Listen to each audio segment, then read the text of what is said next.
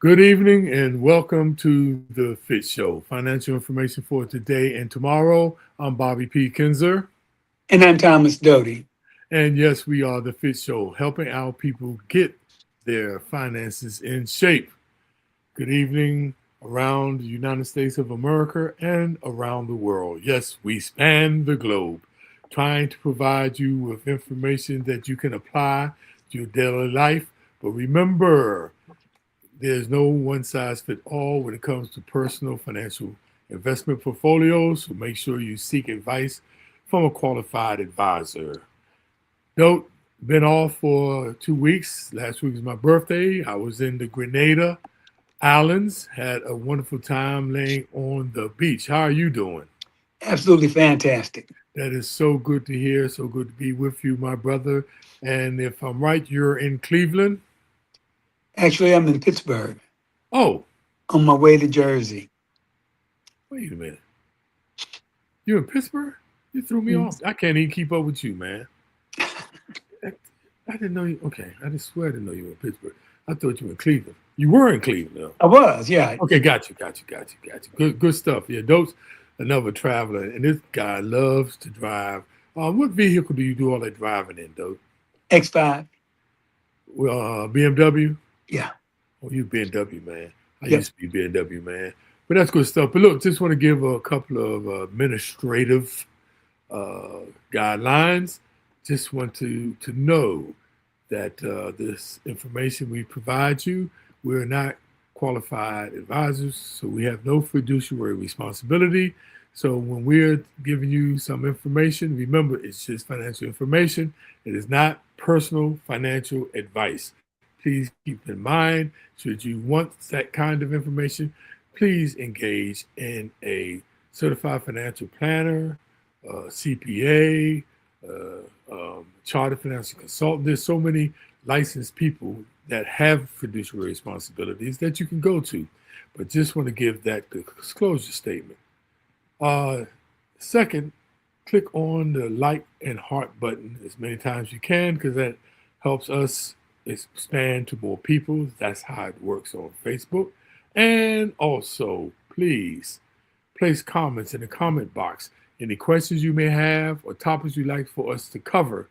And since we're in a virtual studio, we don't like to make it interactive. And how you can interact with us is through that comment box. And we get way more algorithms from the comment box. So you put more comments. The more comments you put in there, the more it helps us. Note, we have just reached, we had been at 498 followers for the long, and now we're at 501. We finally cracked the 500 viewer uh, account. So thank you for all the people who stayed there with us. We really appreciate that 100%. And remember, please share this with people on Facebook Live. And it's called subscribing when it comes to YouTube. So now that I've got the administrative duties out the way, we are thankful that you are here with us this week, everybody. We were off last week. So, we do that every now and then. But this is our 240th show, Thomas Doty. Cool, my brother. 240, man. That's actually 4 years, ladies and gentlemen. And we just take breaks for holidays and certain occasions or It's got to be 5 years. Oh, it's 5 years now, though? Golly, we rolling, man. I did. Yeah, you're right. It's got to be 5 years now. Yeah. So, Let me handle the numbers, my brother. yeah, you are the numbers, man. Thank God. Hey, Doe, I was going to say to you, we were here 2 weeks ago. So remember the information that we're going to give you today is from 2 weeks ago and the current information today. And I just want to let you know that our show that was 2 weeks ago was ways to improve your credit score.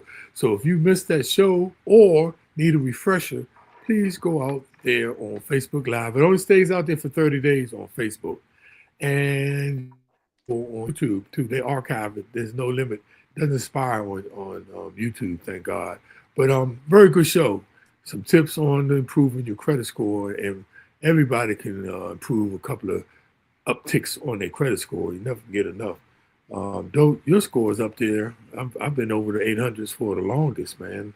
Yeah, we gotta. Yeah, mine's always been high. I've never had any credit issues. Been blessed. Yeah, been blessed, man. And so we just so we try to practice what we preach. That's really what I'm saying. Not trying to brag or anything, but we everything we telling you all, we're not telling you to do it like us, but we're telling you if you use some of the information, you can improve your situation from earning money to managing your money to investing your money. So we thank y'all for staying with us for this 240th show. So, dope, let's get into the show as we always start from the top of the market. Now, it's been 2 weeks since you gave us some good advice the last time. Not good advice, good news the last time, dope. Let's see, can you improve your record and give us some good information, some good news with the stock market?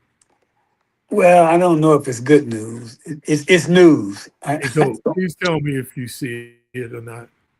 It's up. Great. Thank you. You doing good. You doing good today. We we think we're gonna keep you around. Thank you. Yeah, let's talk the results. As you can see, the S&P is up slightly. It's just been constantly going up. It's really perplexing to me why it's doing so well, given all the uncertainty in the market. But the S&P is up now, up 9% for the year. Nasdaq had another great week, up 2.3%. I'm sorry, 2 weeks. That's what we got to remember. It's a 2 week time period. Microsoft's down a couple. It's been up and down. It's been very volatile. And again, it's all because of the AI spending and what's expected to come out of that spending. So that's why you see a lot of volatility there. By the same token, Apple's been on a roll. Apple's up 18 points. You can see it's now up 12% for the year. Nvidia's up 8 points. It announced earnings last night. Very, very good numbers as expected.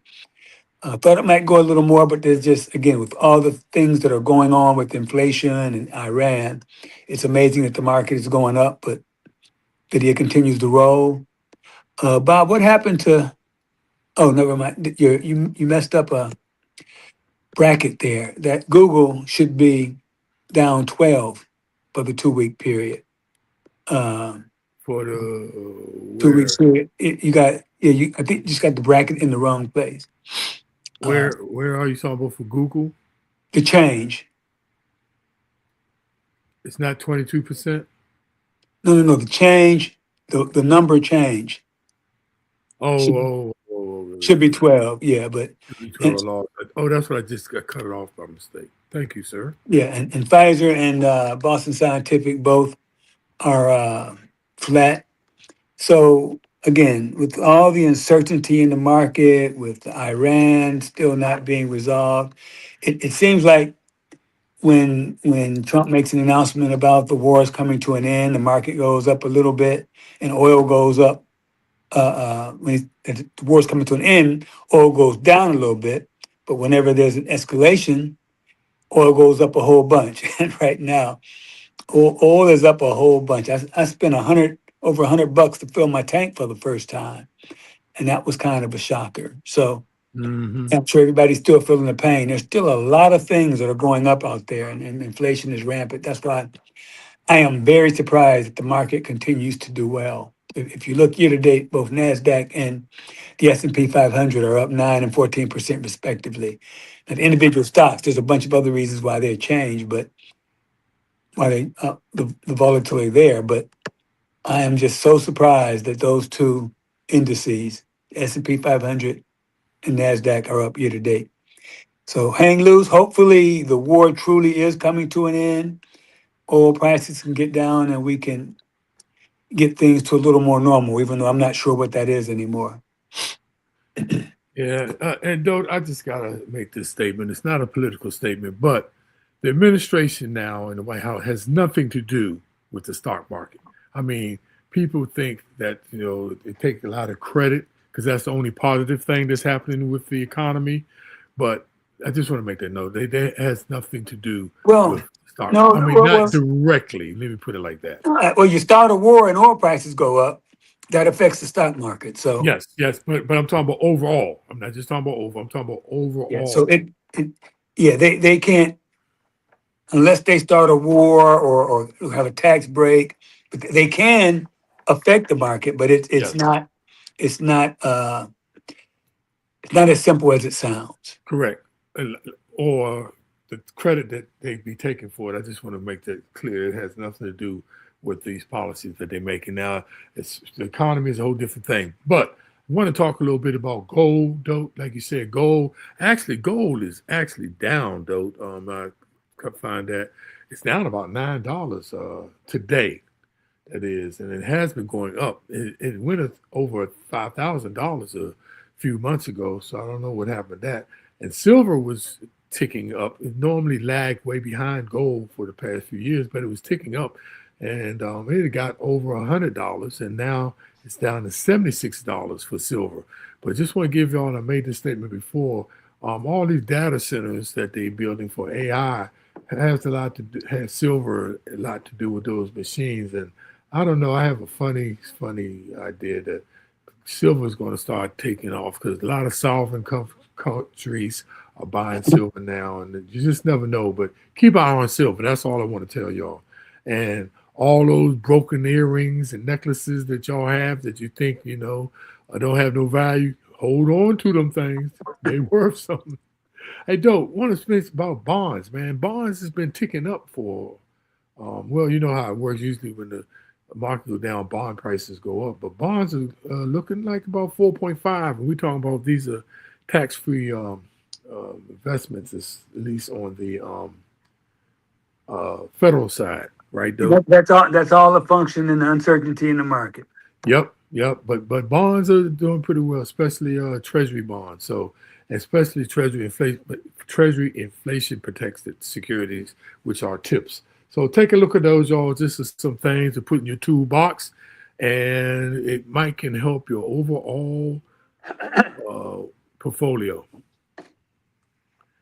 Next, we want to Crypto. talk crypto, our favorite other market, craziest market on the earth right now. It's down 57 billion, about 2%. Bitcoin is down 2%. That's down 1,000. And this is actually the price today versus the price 2 weeks ago, by the way.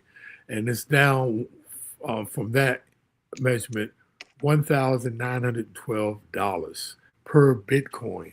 As y'all have been following us, I know we've seen it when it was up $2,000, $3,000 uh, within a week, and then the next time it's down 5,000. So, as we always say, it's so highly speculative. But once again, just another tool you can have in the toolbox. Ethereum, which is the smart contracts, is down 6%. It's down to $2,136. The stable coins, both USDC and Tether, they've been holding steady the past several weeks at 99 cents per stable coin. Remember, those are pegged to the US dollar and some other assets, but primarily to the US dollar. And that's why they sort of hold where they are. And then you have Binance, which is up 3%, up $20. So if you're looking for alternative investment, cryptocurrency can be that for you. But just remember, any money you put in there, make sure it's not money that you need today or tomorrow, and money that you can. And this sounds crazy. If you lost it, it wouldn't hurt you. So just please keep that in mind because it is so speculative. You must have a whole lot of money, Bob, to say if you lose some money, it won't hurt you. 'Cause But that's what the saying is with any cryptocurrency, money I man. lose hurts me. So Yeah, that's because you you you got must daggone. you must have it going on, my brother. No, that's because you squeeze a daggone penny so hard you make Abe Lincoln cry. Oh, by the way, though, I don't know if people know this, but they got rid of the penny. By the way, I did got you a know bunch. that? Yeah, yeah. A lot of places don't even take pennies or have pennies anymore. No. So and they rounding. If you're doing with your dollars, they're rounding, right? And it's Hmm. interesting. We need to talk about that one day because the nickel. Now, what's so interesting though? I forgot. It takes about, I don't know, about 4 cents to make a penny, but it costs 14 cents to make a nickel. So actually, it costs you more. So I think some day and time they're gonna stop making a nickel, and they talking about they're making it rounded. Because the interesting thing though, online things like that, they don't do to the penny now. They round up if you notice that. But if you pay with cash, they have cents, and they'll either round down or up, and it could be to your benefit. And we need to talk about that one day because that could make. I mean, believe it or not, though it's just pennies. That rounding is very interesting and can really take a few extra dollars out your pocket without you knowing it, though. So we need to talk about that some other time. Okay, well, let's get started with today's topic. Yes, today's topic is one that, hey, it's pretty interesting. Who pays the most taxes, though? And there's a lot of commentary about that. You'll see headlines with even billionaires saying that they should pay higher taxes. They should be higher taxes on the ultra rich, and but you don't ever see those folks voluntarily donating money to their U.S. Treasury, right? And part of the problem is American tax system isn't built for donations or voluntary payment. It's based on income, deductions, incentives. So even if a high net worth person was to set aside or send money to the government, it wouldn't go towards his tax bill. It'd go toward paying the huge national debt, $39 trillion debt that we have going on now. And so it's key that you have this disconnect because you have so many people clamoring saying that the rich people don't pay their fair share in taxes. And rich people say they pay more than their fair share, that they pay the bulk of the taxes. Now, can both of those be true? Yes, they can. We're going to explain to you how they both are true. And so it's I think where people get confused is mixing up income and wealth. Okay. Yes, yes, So yes. so people point out that high earners technically they fund a large portion of federal income taxes, but they do so based on their income, okay, rather than their. And so it means that they have more flexibility as to where their assets are taxed and how much they're taxed because they can kind of shield a lot of things. So a lot of people say they're playing the tax code, but all they're doing is following the rules. So what we're going to talk about today is who pays the most federal taxes, hopefully give you some hints on how to leverage the tax code to your benefit and how all this affects your own personal income tax bill for 2026. Hey, Dope, taxes are a strange subject. You know, there are a few things that seem to generate more interest than tax proposals involving rich people and large corporations. Sometimes I hear people say that the rich don't pay anything. Now, you can definitely find examples of rich people who pay less than you think they should, but overall, the government is pretty dependent on upper income taxpayers for its revenue. Now, Congress got much smarter at marketing their tax acts. Before then, tax acts had technical sounding names like the Tax Reform of 1986 or the Revenue Reconciliation Act of 1993. Remember those, though? Oh yeah. Later, you started getting things like the American Jobs Creation Act, the Working Families Tax Relief Act. And ever since then, pretty much every tax act has positive words like jobs, families, or relief in the title. And now we have the One Big Beautiful Build Act. Does that follow suit, though? So let's get into today's show. Okay, but first let me explain again why billionaires don't use the donation box to pay their taxes. You can't donate to the IRS, okay? So your bill Your tax bill is a legal obligation, not a charitable choice. You also can't pay another person's income taxes. However, the Treasury Department does have a program called Gifts to Reduce the Public Debt. And it does, believe it or not, people send money to that. Since 1996, Whoa. the U.S. has received $67 million in total donations. That's crazy. I never would have thought people would be donating to that, but some people do. As of May 26th, the national debt, as I said before, is $39 trillion. So at the current rate, current spending rates, that 30-year total of donations would fund the government for about 20 minutes. So donations aren't going to get it done. And so as the high net worth advocacy group, Patriot Millionaires notes, individual gifts can't replace the structural policy of the tax code. Yeah, a few wealthy people giving their money to the government wouldn't fund a massive investment in our country's infrastructure. The actual group has said our individual funds simply aren't enough to make a difference. Now, federal income taxes are the bedrock for multi-billion dollar programs such as the Supplemental Nutritional Assistance Program, better known as SNAP, Medicaid, and National Defense. Since these obligations are generally permanent, they require dependable funds for which the government can budget. Consistency is the key. While the federal government isn't a charity, the importance of consistency revenue is shared with nonprofits. Okay, so let's get into it and talk about who pays the most taxes. And I want y'all to pay attention. This is really interesting. And a lot of people, you hear a lot of people running their mouth about who pays taxes, who doesn't pay, the poor pay the bulk of the taxes. We want you to know what you're talking about when you get into those kinds of conversations. And hopefully this will shed some light on who really pays the taxes. You want to pop that PowerPoint up, Bob? Sure do. Let's hope it's working today. I know.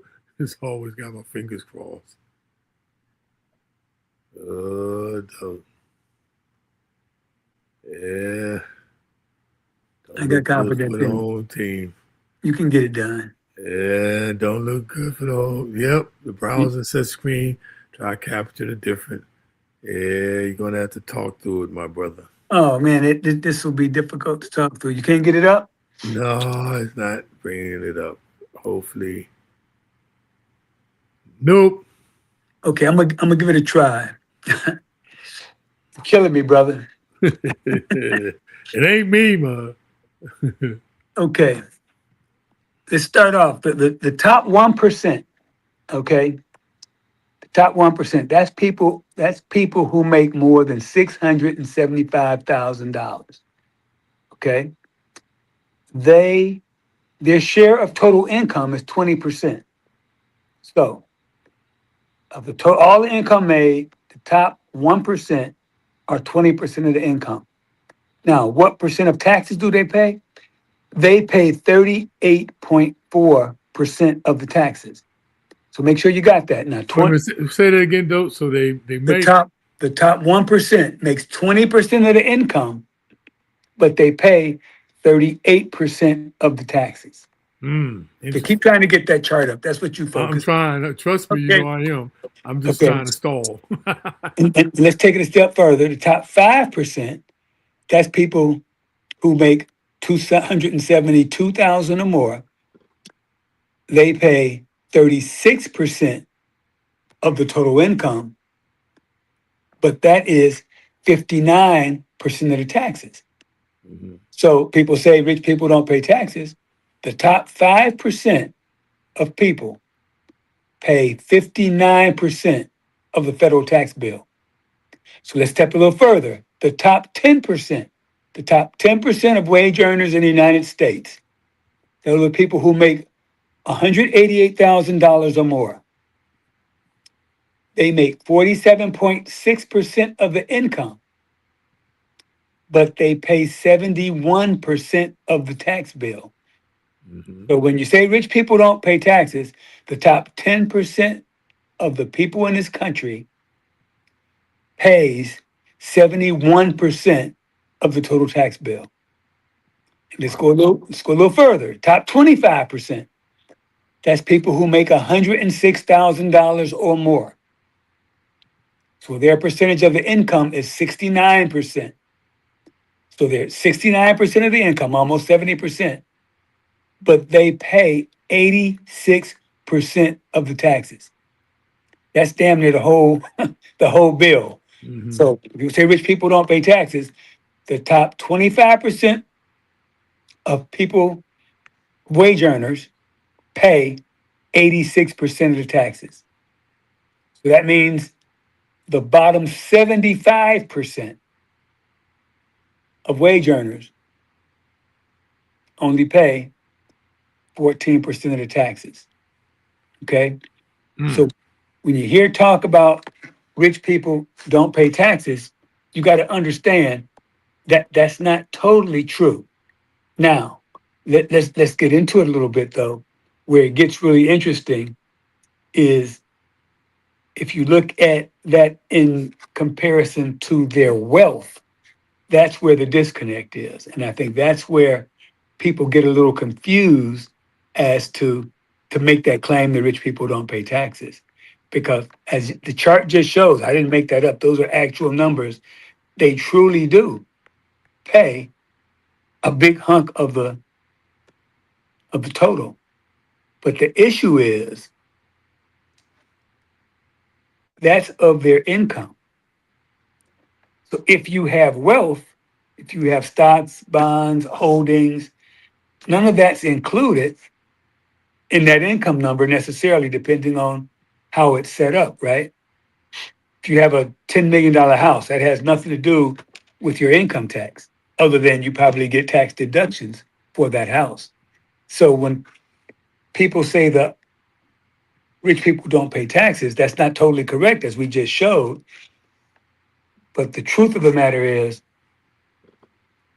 they don't pay their fair share in relation to the amount of money they make.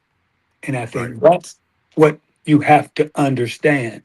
And the best example of that is, let's think about the FICA tax. FICA, which includes, that's your Social Security and Medicare tax. Okay. Hmm. Let's think Hmm. about, I'm gonna give you a real simple example of that one. So if you make $150,000, everybody wish they could. Or I'll use $100,000. If you make $100,000, your total FICA deduction is going to be 7.65%. Okay. And that's made up of two parts. It's made up of the Social Security part, which is about 6.2, and it's made up of the medical care part, which is about 1.3. The total is 7.65. So most of it Social Security, a little bit of Medicare. The Social Security tax cuts off, you only pay it on the first about $160,000 that you make. Right. The 1.2, I think it is, for Medicare, that's tax on every dollar you make. So somebody who makes 100,000 bucks pays 7.65% in FICA tax. Now, somebody who makes, let's say, $320,000, they pay 6.2 only on the first 160,000. Hmm. Wow. They pay the 1.2 on the entire $300,000. So their effective rate of how much they pay in FICA tax is only about, let's say, 3.5%. Wow. I hope you follow me there. So somebody who makes 100,000 pays 7.65. Somebody who makes 320,000 pays about 3.5% towards FICA. And Wow. the tax code is supposed to be progressive. And what does that mean? Progressive means the more you make, the more taxes you should pay. But obviously, the FICA tax is progressive to a point, but not really, because it cuts off at 160,000. And so once you get to 160,000, you get 6.2% back into your paycheck. And is that fair? That's the argument for another day. Okay, but I just want you to understand when you hear wealthy don't pay taxes, that's not entirely true, but they don't pay based on the amount of money they make. So I hope that's clear to you. Did it make sense to you, Bob? It makes a lot of sense to me because I was in that position at the FDIC when they hit that 160. You didn't get any more taken out of, Got a and pay raise. You I got don't a pay understand. raise. Yes, I don't. I'm like, God, man, there's so many people that are not making, to that threshold, and yeah, and FICA. When we say FICA, I'm sure you did tell people that is Social Security. Right. And what does it stand for, though? The Federal Insurance Contribution Act. I bet you nobody even knew what that stood for. Yep. And Yep. and, and that's what's crazy, Bob, because it should be everybody would think that would be equal. Everybody would pay the same 7.65. So it's punitive. And think about it, it's ass backwards. It's Right. punitive if you don't make a lot of money. The more money you make, the less of a percentage the tax is. That's where the unfairness Right. comes in. Okay, Right. that's where the unfair and that's what I want to make sure you guys understand. That's where it gets a little crazy. Yeah. And dope. Just want to make this point. It's important to note that the data only covers federal income taxes. Like the table doesn't include payroll taxes, like we said, Well, Social well, Security. yeah, Go yeah, ahead. that's just federal income tax, right? Right. And Right. doesn't include, Social Security or state and local taxes, both of which disproportionately affect lower and middle income earners more than high income earners, as reported. Yeah, And, well, that depends on the state. Like Pennsylvania is right. 3.2 across the board. I don't care how much you make, you're gonna pay your 3.2. Your locals 1%. Don't care how much you make. But a lot of states follow the federal format. Yeah. Yeah, definitely. Meanwhile, the U.S. tax gap, the amount of federal taxes owed but not paid, remains a sticking point for your tax dollars. The IRS is estimated, though, that this gap is roughly $600 billion. This is the gap between money that owed and money that's not paid. 600 billion, with a large share, check this out, of unreported income coming from the top 1% of the earners. So that sort of skews things again, though, if you talk about the big 1% earners. Now, closing the gap through enforcement on the top 1% alone could theoretically, though, cover $163 billion, a percent of the Treasury estimates, far more than any donation program could achieve or volunteer checks from the government. However, the federal funding levels, IRS enforcement has been a point in the legislative debate all the way even to 2026, impacting how the agencies address the tax gap and similar issues. They are always arguing and debating about that. Yeah, and let's talk about how some of the tax strategies that the wealthy use to fill their pockets. And again, it's not illegal what they do. It's the way the rules are written. And in most cases, because of lobbies and things like that, they have a little bit of influence on the rules. Okay. So again, people say, well, if people don't pay their taxes, it should, instead of saying don't pay taxes, you should say the wealthy people don't pay their fair share in taxes. Because when you say the top 10% pay 70% of the tax bill, that's That's you pretty would obvious they're they- paying. they're paying their taxes, okay? And so a lot of the answer lies in their source of income. So most Americans have a W-2, okay?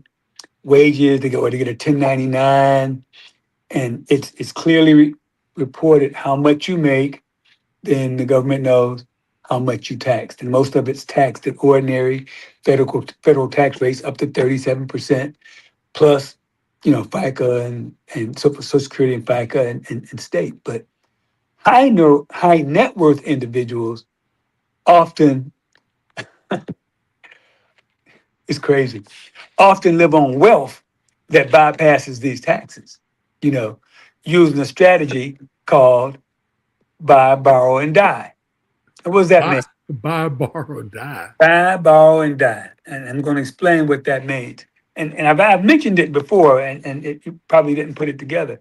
But what does that mean? Buy obviously means buy appreciating assets. That's stock, real estate, etc. Things that appreciate. Borrow, so you don't want to sell those assets because you'd have to pay a capital gains tax on those, even though the capital gains tax are favorable versus ordinary tax rates. We've always said you should invest because that's one of the reasons, because capital gains tax rates are way favorable, way more favorable than the ordinary federal income taxes. So, but they borrow, which they get low interest loans based on their assets. For example, if you have $10 million assets, you can probably borrow 5 million based on that 10 million at a very low interest rate. So you got 10 million in assets, you get 5 million in cash as a loan, and that's what you live off. That loan is not taxable. Okay. And the third part, so you've borrowed, and then you die. Okay. So what happens when you die?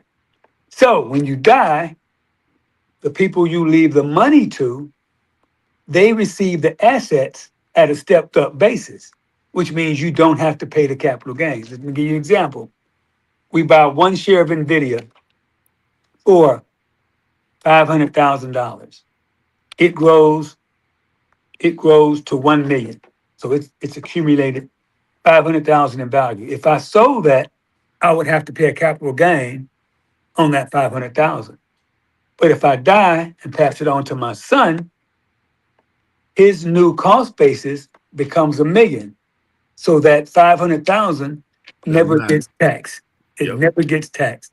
And so buy appreciating assets, borrow against those assets to live on, die, pass those heirs on to pass the value of those assets on to your heirs, and you totally avoid the tax. Now, how wealth individuals might also make large donations to private foundations to allow for immediate deductions. They explore business expense deductions and receive compensation through stock options or distributions rather than salaries and wages to further their lower income tax liability. I say high wealth individuals. This can apply to you too, depending on how you manage um, your portfolio and your taxes.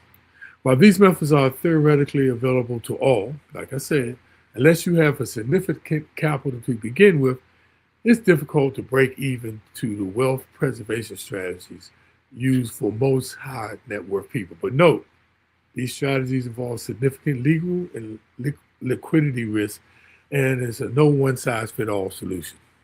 Okay, so let's talk about what you can do. We're going to talk about ways you can lower your taxes. And again, as Bob just said, the average taxpayer might not be able to live off loans like somebody with $1 billion portfolio, but that still doesn't mean there aren't things you can do to take advantage or minimize your taxes, optimize your savings with the IRS tax code. It's like we always talk about. You would never play a game without knowing the rules. Okay, you got to understand how the tax code works in order to effectively manage your taxes. So the first thing you can do is audit your voluntary overpayment. We've been telling you that since we've been on. If you're getting a massive refund every year, you're basically giving the IRS an interest-free loan. So adjust your withholdings that ensures that your money stays in your pocket for investment purposes throughout the year instead of waiting and get that windfall after you file your taxes. Hey, another one. Create your own tax free bucket. And what I mean by that? Now, you might not have a private foundation, but a traditional 401k or traditional individual retirement account, or IRA. Now, this allows you to shield income from the IRS today by using tax pre-tax dollars, you are effectively lowering your taxable income and withdrawing those funds at perhaps a lower rate during your retirement. So create your own tax-free bucket. Okay, you got to prune your portfolio. What do I mean by that? You got to use tax loss harvesting to offset capital gains with losses. Again, you got to be mindful of the wash sale rule, and that's you can't sell a stock at a loss and buy it back within 30 days. Okay, or not even that particular stock. You can't buy a substantially identical stock within 30 days and still take the loss. And so keep an eye on your calendar with your assets. You want to hold your assets for longer than a year to get the more favorable tax rates on long-term capital gains. Because those rates are 0, 15, and 20% based on your income. But if you sell your assets in less than a year, they're taxed at ordinary income tax rate, in effect making you pay more money in taxes. So if you're feeling generous, you know, you could do some charitable distributions. This year, 2026, up to $1,000 per person, married if you're filing joint, can be deducted on your federal income tax, even if you claim to deduct. So that'll be a break for everybody. So whether you send that check, to the Treasury to fund 1 million second of federal overhead or provide thousands of meals at a qualified food bank, the choice is yours. Everybody's not a billionaire. That's a true statement. And Doe, we said a lot there, and a lot of times we said it applies to high net worth individuals, and there are a lot of those people on this show listening too, by the way. But Doe, I just want to recap a little bit of some of the things that people can actually do. I hope they realize that.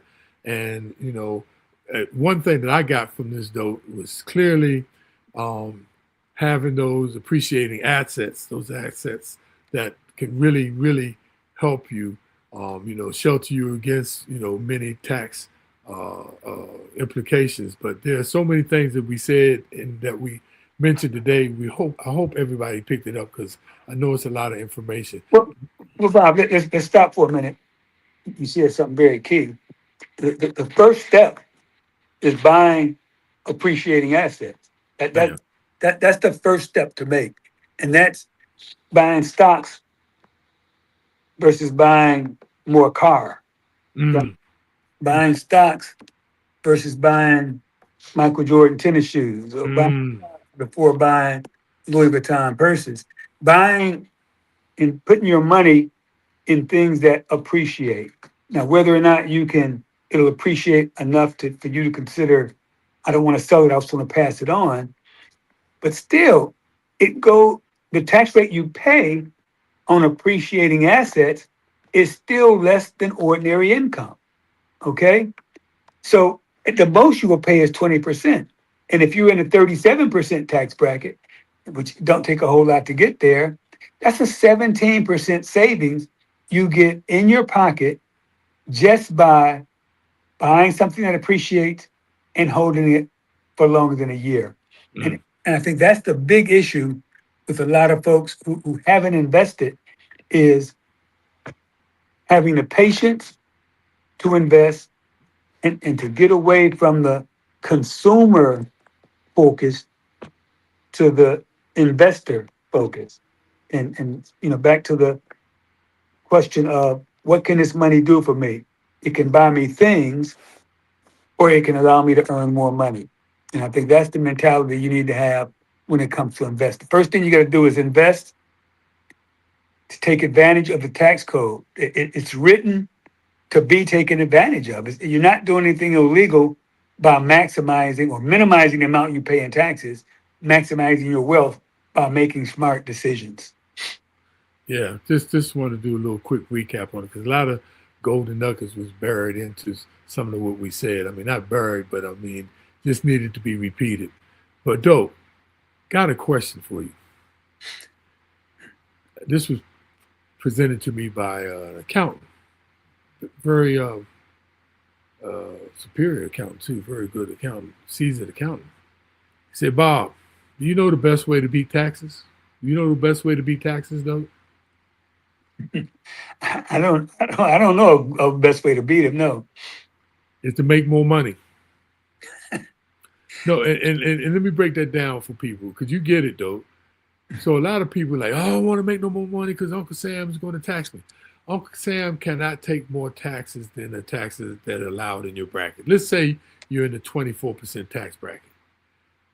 You make more money, right? You make 100% more. You got to pay him 24%. You keep 76%. That's how you beat taxes, by making more money. But people think if I'm making more money, I'm being taxed more. No, if you're making more money and being taxed more, guess what? You're making more money. Yeah, But and realistically, you got 24% federal, you probably got 3-4% in state, oh, that's right. your Yeah. percent local, and you still got, unless you get over 160,000, you still got the 7.65. So let's say 8, 4, and 24. What's that? So instead of 24, 36%, right? 36%. And So you you, pocketing, you still get 64. thank you, all around the world. Can't beat that. And that's Exactly. more than what you make. We ain't talking about, we're talking about increasing what you're making. And that's the biggest myth, though, because a lot of people, I don't want to make no money. And they don't increase their wealth because of that. And Yeah, I just want to make if you that got a note. problem paying taxes, you have a very good problem. Yeah, yeah, but most people get afraid of it. It got you afraid. And, a lot of, like, and a lot of, uh, just churches in general, they get the saying in the Bible wrong. It says a lot of people quote it as money is the root of all evil, but no, it's actually the love of money is the root of all evil. So making more money is not a sin, you all. It's a way for you to live a better quality life. So with that, dope, let's well, we won't be able to bring up the chart. Let me just see if it will. It might If it work. comes up now, I'll be mad at you. And it's not. So let's do the summary and takeaways from today's show, dope. And I'll go first. Okay. Dispel the myth that rich people do not pay any taxes or pay the most taxes. We dispel that myth. Once again, dope, is saying don't be afraid to make more money. That's what I'm saying. But that myth where we've for the longest said rich people don't pay any taxes, corporations pay any taxes. But at least we talked about on the individual side today about people, they do pay. Yeah, and yeah, to your point, Bob. Yeah, this did not include corporation taxes, Right. and this is just federal income tax, and they do pay a lot of taxes. You can argue they don't pay their fair share, and that's a fair argument. Point number two we want to make is understand the tax code. And you would not consider playing a game without understanding the rules. You can't play a game well unless you understand the rules. If you're playing football and you're paying touch and other guys paying tackle, you're going to lose. And that's the best analogy I can think of when it comes to how rich people handle the tax code versus how poor people handle the tax code. You gotta know, you gotta understand how the tax code works, and that's going to enable you to take advantage of the situation. Hey, Doug, I want to talk about the next one, man. Prepare for the future. Be proactive. Anticipate your tax situation for several years to come until they change the code. Prepare down the road. Make adjustments now for future situations. Now, no one knows when they're going to change the tax code. Well, we do know that one big beautiful bill, though, doesn't that change Parts of it parts of it? expire at different Yeah, years. but not the whole thing, though. Right. Correct. Right. But that's what I'm saying. Prepare now for some of those things that you can take advantage and down the road that you can do and anticipate. Don't worry about the things you can't. Worry about the things you can. Yeah. Last but not least, this whole subject clearly illustrates the need for financial literacy. It's so important. I mentioned understanding tax code, but you got to understand money, dollars, how it works. You have to if you want to be successful. If you want to be successful, You got to understand how your money comes in, how your money goes out, what things affects your money, different financial terms. So if you have a financial advisor, you can get on the same page that he's on. As far as your money, you got to understand risk. You know, it's Puff. I want to talk about Puff Daddy, but the old song, "More money, more problems." Right. It's more money, bigger problems if you don't understand, because you can under withhold, you can lose money to people who don't understand what's going on. You have to take the time to gain knowledge about financial literacy. True statement, dope. Once again, wonderful, great show. The wonderful, illustrious Queen Kitty Cheney says, "You don't recommend buying one Louis Vuitton pocketbook?" Hey, Kitty, let me tell you what I did with my wife. She wanted a Coach bag, and guess what I did? I bought her an assistant Coach bag. It was cheaper. only, only you would say something like that. I ain't lying. No, and everybody's situation is different. There are times you need to treat yourself. I've obviously treated myself at many different points in my life. Sometimes you need that cherry on top.